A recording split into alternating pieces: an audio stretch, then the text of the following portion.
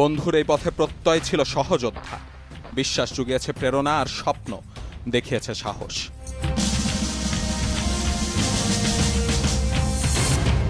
এই যাত্রায় পেছনে ফেরার সুযোগ নেই, যেমন ছিল না পা হরকানোর বিলাসিতা।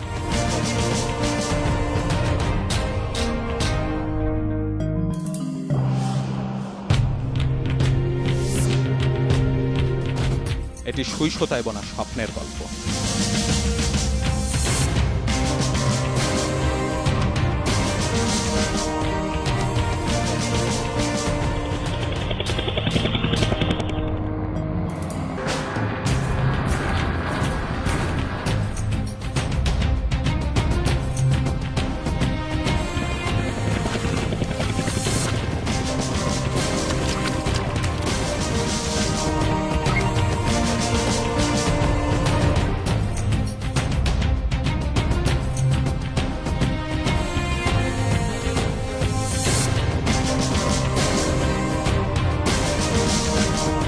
পৃথিবীর বুকে বাংলাদেশের গল্প। এখন ভালো লাগে, আগের লাইফ আর এখনের লাইফ অনেক ডিফারেন্স।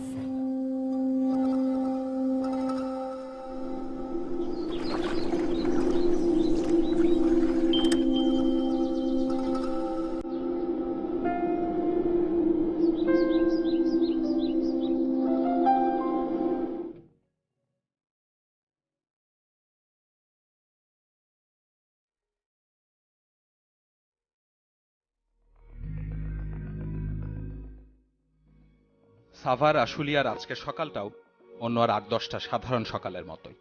মহাসড়কে স্নিগ্ধতা কম, বরং রুক্ষতা বেশি। এখনো পুরোপুরি ঘুম ভাঙেনি এই এলাকায়।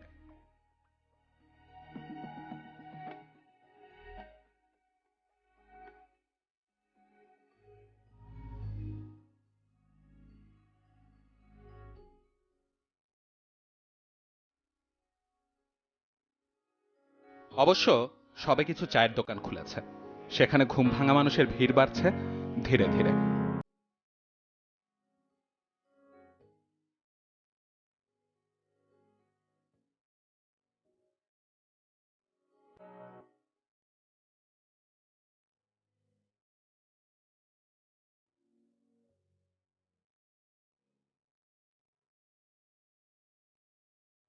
দেশের যে প্রায় ৫,৫০০ পোশাক কারখানা রয়েছে, তার একটি বড় অংশ সাভার আশুলিয়ায়। সেসব কারখানা শ্রমিকদের পদচারণায় মুখরিত হবে সড়ক, মহাসড়ক।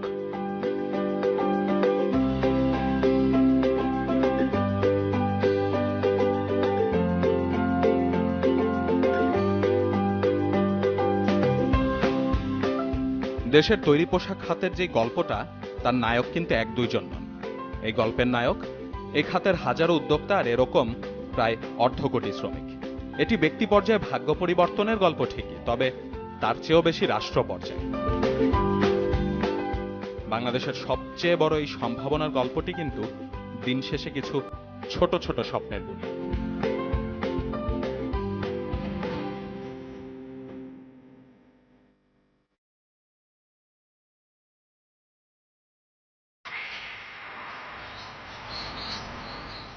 এরকমই এক স্বপ্নের খোঁজে আমরা ছুটলাম আশুলিয়ার কাশিমপুর এলাকায়।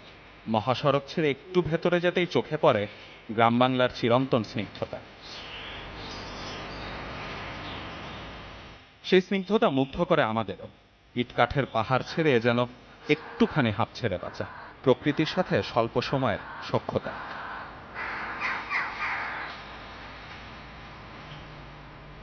আমরা এখন আছি আশুলিয়ার কাশিমপুর এলাকায়। এখান থেকে মাত্র ২ কিলোমিটার দূরেই মহাসড়কের ব্যস্ততা, অথচ এই এলাকার মেঠো পথে তার চিহ্ন মাত্র নেই। পুরো এলাকাটা জুড়ে কেমন যেন এক শুনশান নীরবতা। এখানকারই একটি বাড়িতে থাকেন পোশাক শ্রমিক আঁখি।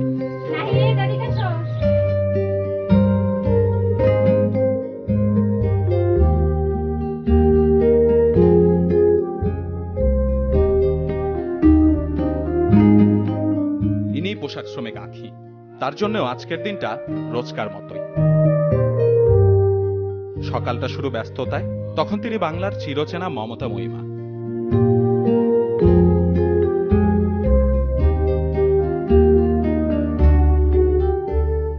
গ্রামের বাড়ি খুলনায়, রাজধানীতে পা রাখেন 2001-এ।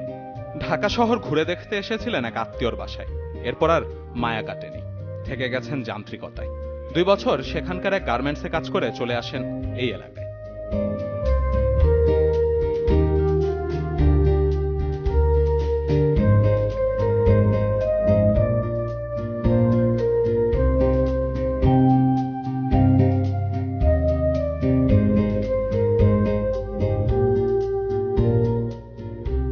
নয় বছরে ছেলে নাহিদকে স্কুলে পাঠিয়ে নিজেও ছোটেন নিজের কাজে। এখানে এক যুগেরও বেশি সময় ধরে তার সঙ্গী স্বামী হাবিব। বিয়ে করেছিলেন অনেকটা প্রেম করে।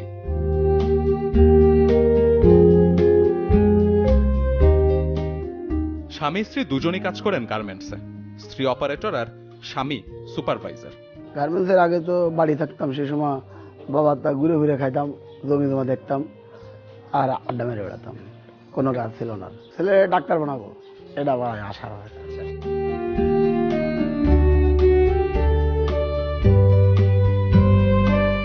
তো নিজের স্বাধীনতা মতো তার চলতে পারতাম না, যা দরকার তো বাবার কাছে নিতাম, কিছু পাতাম আর কিছু না দিত না, এরকম করে চলতো।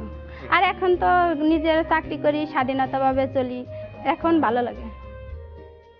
আগের লাইফ আর এখনের লাইফ অনেক ডিফারেন্স। গার্মেন্টসে কাজ করে আখির জীবনটা যে একেবারে রাতারাতি পরিবর্তন হয়ে গেছে ব্যাপারটা এমন নয়। তবে যেটি তৈরি হয়েছে তার নাম আশা, জীবন নিয়ে স্বপ্ন। তার চোখে এখন মুক্ত বিহঙ্গের স্বাধীনতা, চেতনায় বিশ্বাস, পারবই।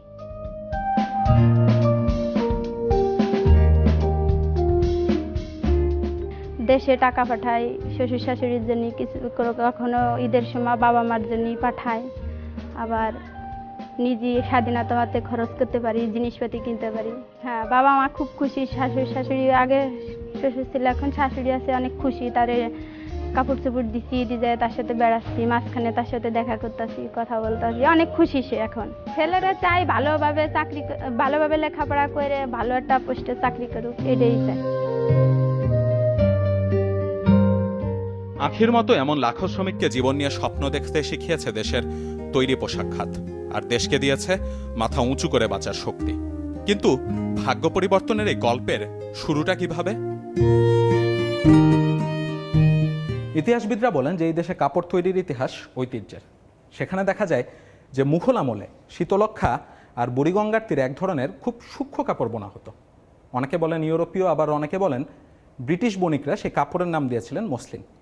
তবে নামকরণ যে বা যারাই করে থাকুক না কেন, কথিত আছে যে মসলিনের একটি শাড়ি নাকি একটি আংটির মধ্যে দিয়ে খুব অনায়াসেই চলে যেতে পারত, যা রপ্তানি করে আয় হতো প্রচুর পরিমাণে বৈদেশিক মুদ্রা এবং স্বর্ণ। তবে কিছু ইতিহাসবিদ একেবারে তথ্য প্রমাণ দিয়ে বলছেন যে মসলিনের ঐতিহ্যের শুরুটা আসলে মুঘল আমল থেকেও নয়, বরং তার শুরুটা গ্রিক কিংবা রোমান সাম্রাজ্যের সময় থেকে। সেই হিসেবে দেশেরও তৈরি পোশাক খাতের রপ্তানির শুরুটা আসলে তখন থেকে।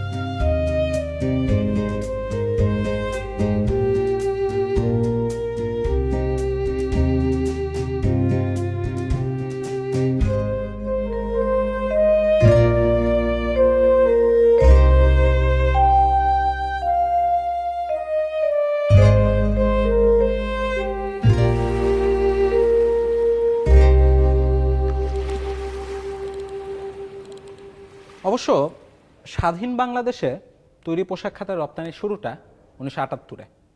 সে সময় রিয়াজ গার্মেন্টস নামের একটি কারখানা প্রথমবারের মতো দেশের বাইরে প্রায় $12,000 তৈরি পোশাক রপ্তানি করে। তখনও মুক্তবাজার অর্থনীতির ধারণার প্রচলন হয়নি। এখনকার মতো এক দেশের সাথে আরেক দেশের যেসব দ্বিপাক্ষিক কিংবা বহুপাক্ষিক বাণিজ্যিক চুক্তিগুলো হয়, সেগুলোরও সেভাবে প্রচলন ছিল না। তাহলে তখন কিভাবে হতো রপ্তানি? ওই সময়টা কেমন ছিল? That time it was still very uncertain sector. সত্যি কথা বলতে আপনি শুনলে একটু হয়তো অবাকই হবেন। When we assessed, আমরা যখন অ্যাসেস করে মনে হলো যে this business can go even $1 billion, অনেকের কাছে বললে এটা তারা মোটামুটি ধরে নিত যে আমরা একটা আজব কিছু কথা বলছি। $1 billion বিজনেস, ও ইটস ড্রিমার। তো but anyway today it is completely different scenario. আমরা অনেকটা দেশের মানে ইন্টারন্যাশনাল অ্যানালাইসিস করে বাংলাদেশে শ্রমঘন ইন্ডাস্ট্রিটা ভালো করবে এবং যতই হোক না কেন অটোমেশন, স্টিল গার্মেন্টস মানে এটার সাথে মেশিনের সাথে একটা মানুষও লাগবে। ওই কথা চিন্তা করে আমরা বাংলাদেশটাকে মনে করেছিলাম যে this may B a very big opportunity for this country.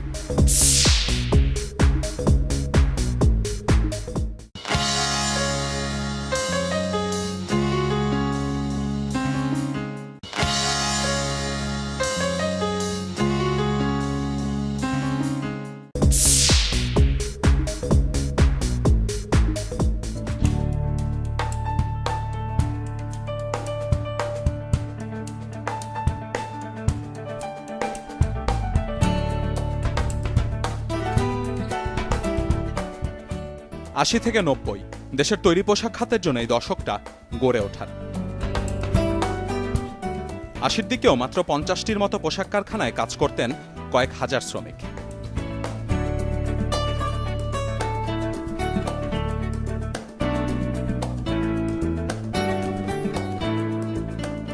তিরাশি সালে গঠন করা হয় পোশাক মালিকদের সংগঠন বিজিএমইএ। কারখানার সংখ্যাও বেড়ে দাঁড়ায় 384টি, আর শ্রমিকের সংখ্যা ছাড়ায় লাখের ঘর।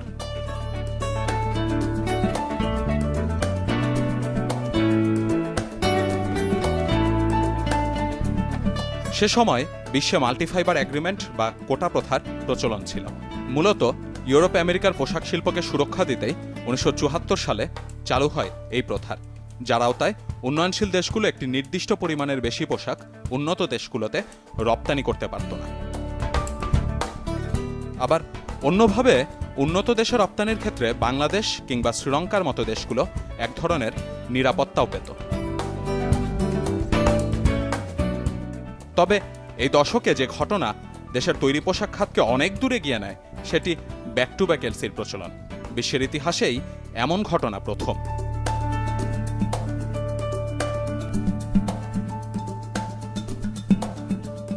আসলে বাংলাদেশে ফার্স্ট কোটা আসে কিন্তু 1986-এর এন্ডের দিকে, 340 ক্যাটাগরি দিয়ে, that was a short item, এটা দিয়ে কোটা আসে। এবং সত্যি কথা বলতে কি, we are not very clear about what is the quota system, what is the FMS system. যারা আমাদের ক্রেতা তারা আমাদেরকে এটা কোটা আসছে শুনে একটা ভয় ভীতির মতো একটা অবস্থান চলে আসলো। ইনিশিয়ালি আমাদের যে কোটা দিয়েছিল America, that is a call বলে, আগে দে গিভ এ কল, তোমার উপরে আমরা কোটা দিতে যাচ্ছি, will give you this quota quantities on the basis of your past performance. So ওইখানে আমাদের যে নাম্বারটা ছিল that was very negligible number, এবং ওইখানে যারা নাকি professionally aware of this particular quota পদ্ধতি, it was a panicky situation. But আমি বলবো এখানে যে আমরা তখন কিছু কনসালটেন্ট নিয়োগ করি বাংলাদেশ, এরা এসে আমাদেরকে জিনিসটা পুরো বোঝানো হয় এবং সমস্ত কিছু করে ইউএস গভর্নমেন্টকে নিয়ে এটাকে স্ট্রং একটা বার্গেনিং হয়, এবং আস্তে আস্তে আপনাকে একটা আইটেমের উপরে কোটা আসতে থাকে, এবং যে কোটার কোয়ান্টিটিগুলো আমরা পাই, it was reasonably okay, it was not very bad quantity. Policy support reasonably good ছিল। গভর্নমেন্ট ওয়াজ কিন দ্যাট বিজনেসটা গ্রো করুক। খুব বাধা বিপত্তি, কারণ আমি বলবো যে আমাদের থার্ড ওয়ার্ল্ড কান্ট্রিতে সাপোর্টের থেকে রেস্ট্রিকশন রেগুলেশনগুলো অনেক সময় আপনার এটা বাধার কারণ হয়ে দাঁড়ায়। যে কোনো একটা বিজনেস করতে গেলে অপরচুনিটিসগুলো কম থাকে, দেয়ার আর লট অফ আদার প্রবলেমস।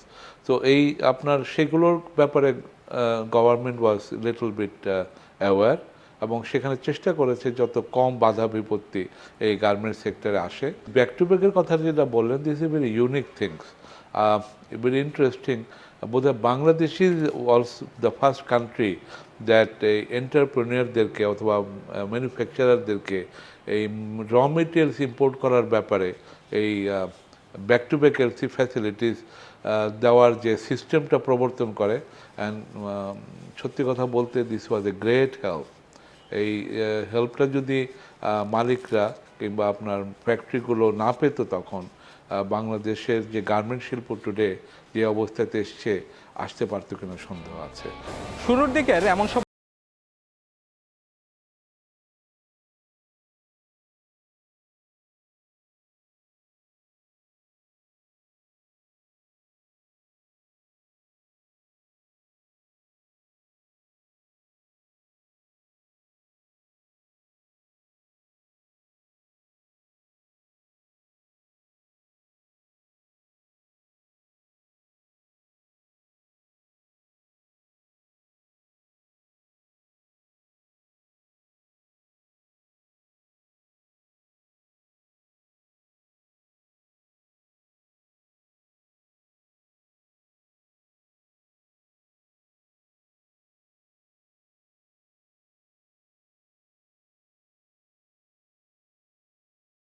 তো পোশাক শিল্প কোটা প্রথার দ্বারা মানে এটা গাইড হতো সারা পৃথিবীতে।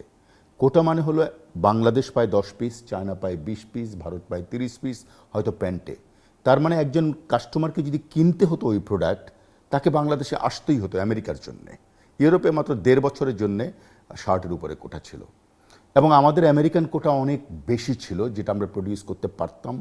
সেই তুলনায় ইনিশিয়ালি ভালো নেগোসিয়েশন হয়েছিল। তার মানে কাস্টমার না চাইলেও আমাদের দেশ থেকে তাকে নিতে হতো। আবার ইউরোপে যেহেতু বাংলাদেশের কোটা ছিল না, অন্যান্য দেশের কোটা ছিল, সেখানেও কাস্টমার চাইলেই সব কিছু অন্য দেশ থেকে কিনতে পারতো না, ভারত থেকে বা চায়না থেকে বা তাইওয়ান থেকে বা পাকিস্তান থেকে আমাদের কাছে আসতে হতো। তার মানে কি দাঁড়ালো, একসঙ্গে শ্রীলঙ্কার যেই বড় 91-92-তে যে বড় গন্ডগোল হলো পলিটিক্যাল, সেজন্য কাস্টমার ভয় পেয়ে গেল যে সে তার জিনিস পাবে না, যেটা এখন ভয় পায় আমাদের অনেক সময়। সেই কারণে এই সব কিছু মিলে আমেরিকায় কোটা থাকার কারণে, ইউরোপে কোটা থাকার না কারণে, আমাদের বন্ডেড ওয়্যারহাউস বলে একটা ভালো প্রথা আমাদের শুরু হয়েছিল, আমাদের ব্যাক টু ব্যাক এলসি বলে একটি ভালো প্রথা আমাদের শুরু হয়েছিল। শ্রীলঙ্কার এই গণ্ডগোলে আমরা 2005 পর্যন্ত খুব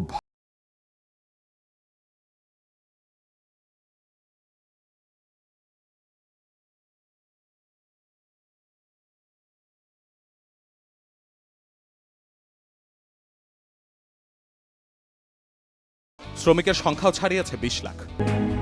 In one way, quota is a protection, but up to a very মানে infant stage বলেন কিংবা toddler stage বলেন, it is a protection because you are not ready for the competition, but আপনি একটা protection পাচ্ছেন। But when you are really mature and ready, তখন quota is a restriction for you. 2005-এ আমি BGME এর president ছিলাম। World bank, IMF তারা সবাই এক ধরনের ভবিষ্যৎবাণী করলো যে কোটা আসলে বাংলাদেশের 1/3 কোটা উঠে গেলে বাংলাদেশ যেহেতু অনেক কিছুতে পিছিয়ে আছে, কাস্টমার্স কনফিডেন্সে পিছিয়ে আছে, আমাদের লিড টাইম বেশি, কারণ আমাদেরকে বিদেশ থেকে মাল নিয়ে তৈরি করতে হয়। আমাদের যদি 120 দিন লাগে, চায়নার লাগে 60 দিন। এই বিভিন্ন কারণে বাংলাদেশে কাস্টমার আসবে না। কিন্তু আমরা বুঝতে পারলাম যে যেহেতু আমাদের অনেক বড় জনশক্তি আছে, যেহেতু আমরা ব্যবসাটা বুঝতে পেরেছি, এবং যেহেতু কোটা উঠে যাচ্ছে, এবং সবচাইতে বড় কথা যেহেতু আমরা খুবই কম্পিটিটিভ হব, কোটা যদি না ওঠে তাহলে আমরা আর গ্রো করতে পারবো না। কারণ কোটা মানেই হলো বছরে 10% এটায়, 12% এটায়, 13% এটায়, এর বেশি আমি চাইলেও গ্রো করতে পারবো না, বিশেষ করে আমেরিকায়। সেখানে কোটা যখন উঠে যাচ্ছে তখন সারা পৃথিবী অবারিত আমার কাছে। আমি যদি কাস্টমারকে বেটার সার্ভিস দিতে পারি তাহলে কাস্টমারকে আমার কাছে আসতেই হবে। আপনি দেখবেন 2004, 5, 6 এই সময়টিতে বাংলাদেশের ইন্ডাস্ট্রিতে গত 20 বছরের ওই সময়টার তুলনায় সবচেয়ে বেশি ইনভেস্টমেন্ট হয়েছে। আজকে আশুলিয়া, আজকে গাজীপুর, এই এলাকার ইনভেস্টমেন্টগুলো, বড় বড় ফ্যাক্টরিগুলো 2004-5-এ হয়েছে, কারণ আমরা বুঝতে পেরেছিলাম যে এই কম্পিটিশনে আমাদের টিকে থাকতে হবে। সুতরাং কোটা উঠে যাওয়া আমাদের জন্য সবচেয়ে বড় ব্লেসিং হয়েছে। সেই কারণেই আমরা কোনো বছর 20%, কোনো বছর 30%, কোনো বছর 40% করে গ্রো করতে পেরেছি। অসুবিধাটা যেটা হয়েছে, যেটা কোটা এক ধরনের সম্পদ ছিল, যার কাছে ছিল না সে ফ্যাক্টরি চালু করতে পারছিল না, কিন্তু ওটার দাম অনেক বেশি হয়ে গেছিল, কিন্তু আমরা লিমিটেড হয়ে গিয়েছিলাম। যে মধ্যে কোটা উঠে গেছে, আপনার কোটা নেই, আপনি ফ্যাক্টরি শুরু করে দিলেন, যদি টাকা থাকে, ব্যাংক আপনাকে টাকা দিলে আপনি ফ্যাক্টরি শুরু করে দিলেন। সুতরাং দাম হয়তো 1/3 হয়ে গিয়েছিল, কোথাও কোথাও 50% হয়ে গিয়েছিল, 60% হয়ে গিয়েছিল, কিন্তু ওভারনাইট সারা পৃথিবী আমাদের জন্য খোলা। এবং সেই জায়গাটিতে বাংলাদেশের এন্টারপ্রেনাররা খুব ভালো করেছে। বাংলাদেশের ব্যাংকগুলো, গভর্নমেন্ট, বাংলাদেশের ফিসকাল পলিসি সব কিছু মিলে এই সেক্টরটা অনেক বড় ছিল বলে সবাই সাপোর্ট করেছে। সেই কারণে এটাই যে মজুরি আমরা দিয়ে আসছি, যদিও গত কয়েকবার বছরে, বিশেষত গত 2 বারের যে মজুরি যে পুনর্নির্ধারিত হয়, এটার ফলে কিছুটা আমরা দেখছি যে শ্রমিকেরা সেই সুযোগটা পাচ্ছেন, কিন্তু ক্রমান্বয়ে আমাদেরকে এই মজুরিটা কিন্তু বাড়াতে হবে, একটা ডিসেন্ট মজুরি যাতে আমরা শ্রমিকদেরকে দিতে পারি। কিন্তু সেটা দিতে গেলে আমাদের উৎপাদনশীলতা বাড়াতে হবে, কারণ উদ্যোক্তাও তো তার যে পুঁজি সেটার রিটার্ন চাইবেন।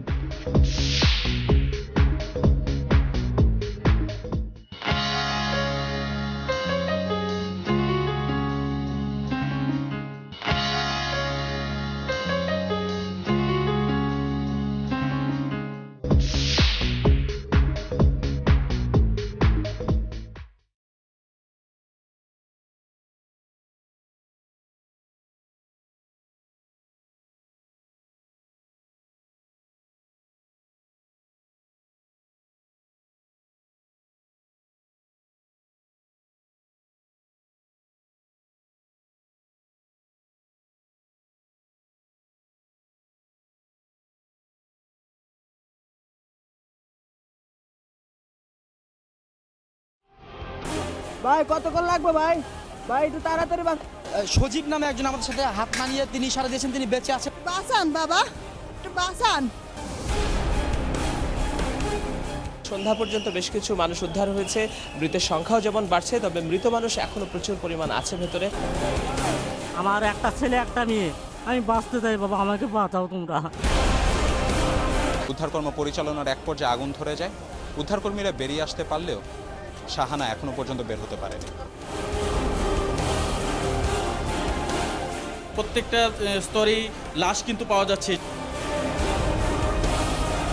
তারা আসলে স্বজনকে জীবিত অথবা মৃত যে কোনো ভাবেই চান। আমার ভাইয়ের জীবন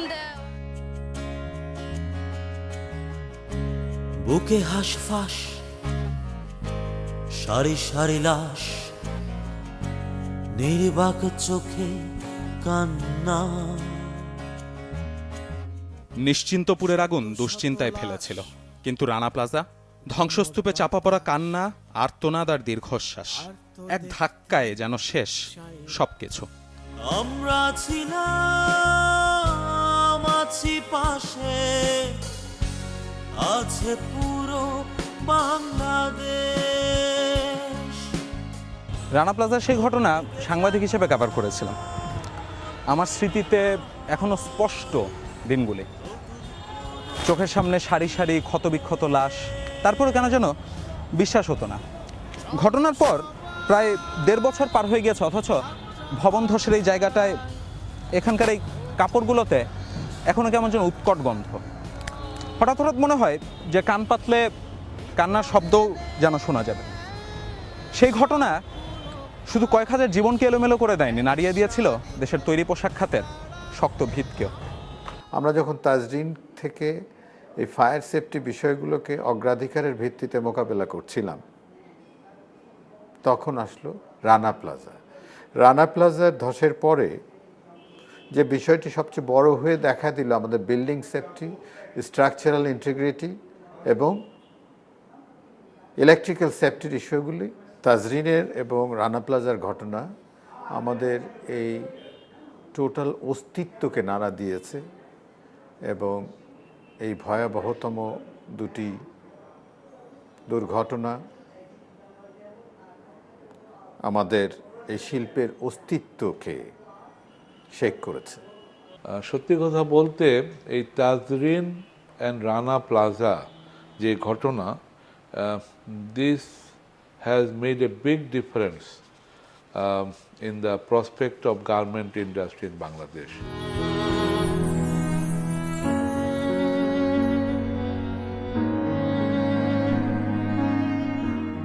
বাতিল হতে থাকলো একের পর এক ক্রয়াদেশ।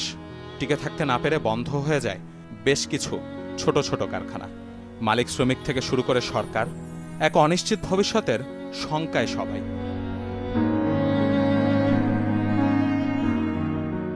বাংলাদেশের কাজের পরিবেশ আসলেই কতটুকু নিরাপদ তা নিয়ে এর আগেও প্রশ্ন উঠেছে ঠিকই, কিন্তু এতটা সমালোচনা হয়নি কখনোই।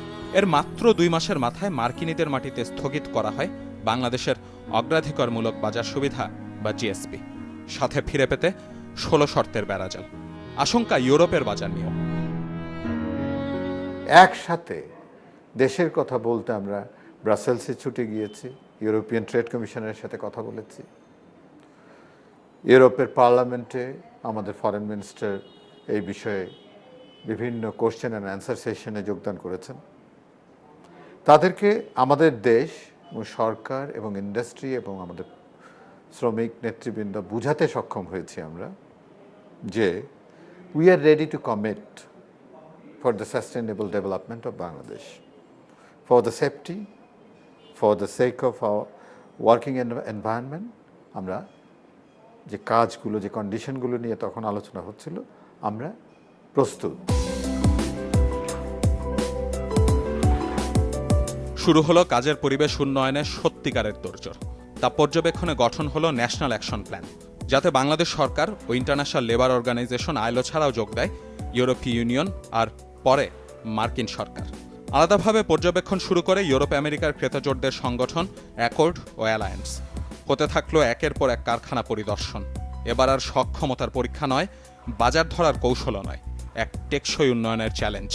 বাংলাদেশের সামনে। Today we are facing two challenges. One is the image জন্য Tazreen and Rana plaza, plus world demand has also gone down. তো দুটোর যে চ্যালেঞ্জ, এই চ্যালেঞ্জে মোকাবেলা করাটা এখন আমাদের আসলে it's a very difficult period going on. How we handle this situation, it depends on our future. আমাদের ফিউচারটা ডিপেন্ড করবে এখন আমরা কিভাবে এই ক্রাইসিস মোমেন্টটাকে আমরা রিয়েলি হ্যান্ডেল করি।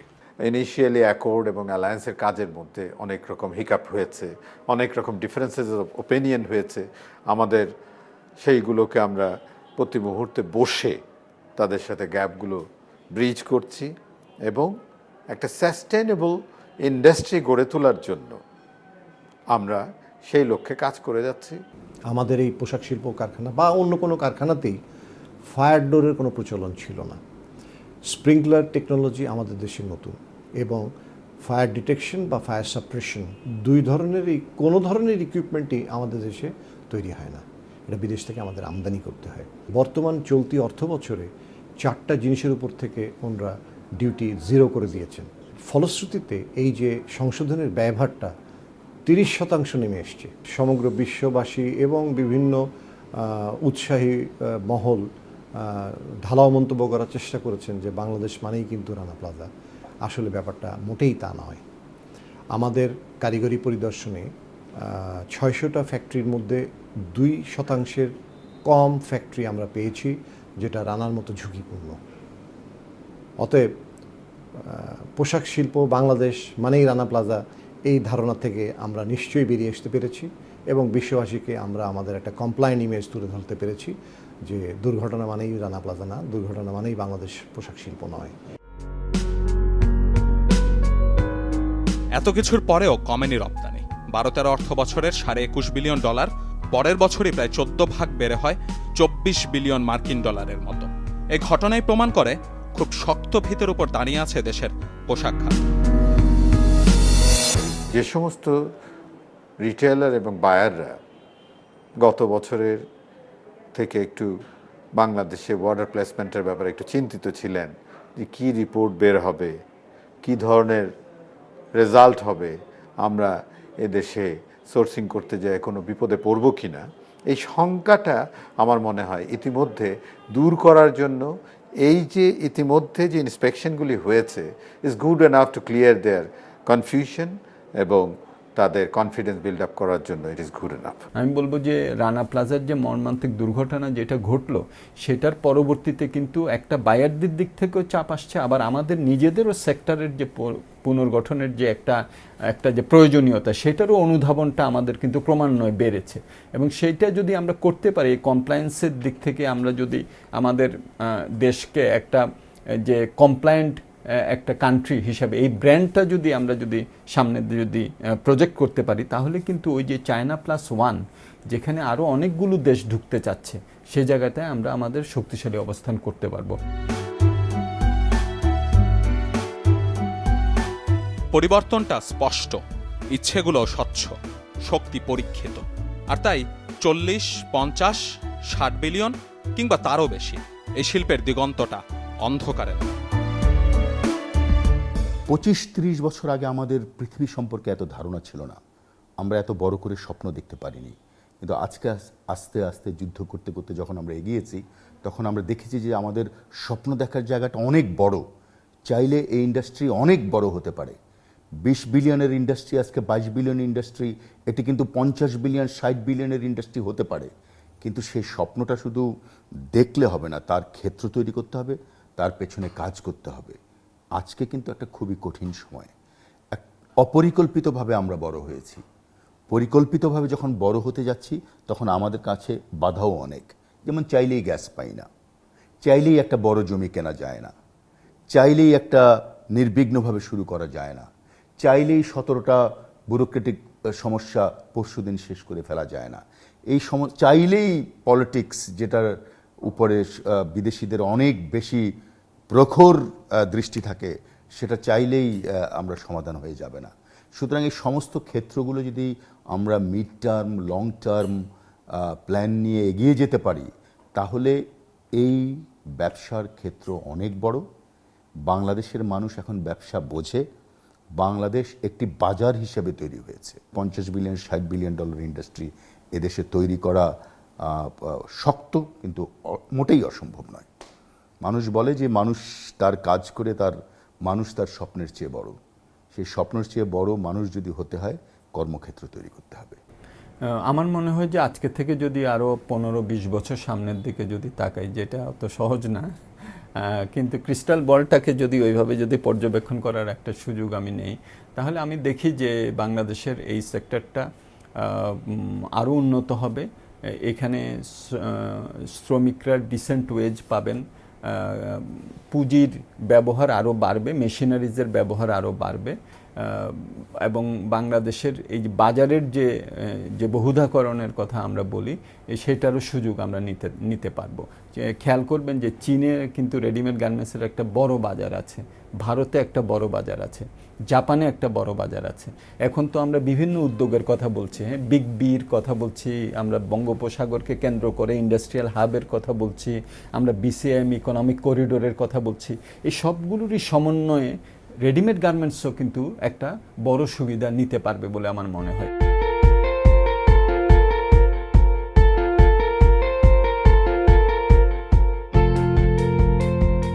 পোশাক শিল্পের এসব সমস্যা কিংবা সম্ভাবনার হিসেব আঁখি বোঝেন না, তিনি বোঝেন সংসারেরটা।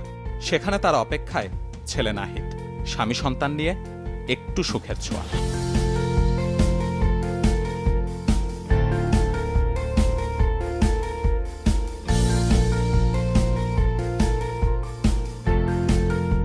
এই হাসি বাংলার আরো লাখো ঘরে ছড়ায়, গ্রাম থেকে গ্রামান্তরে, শহর বন্দরে।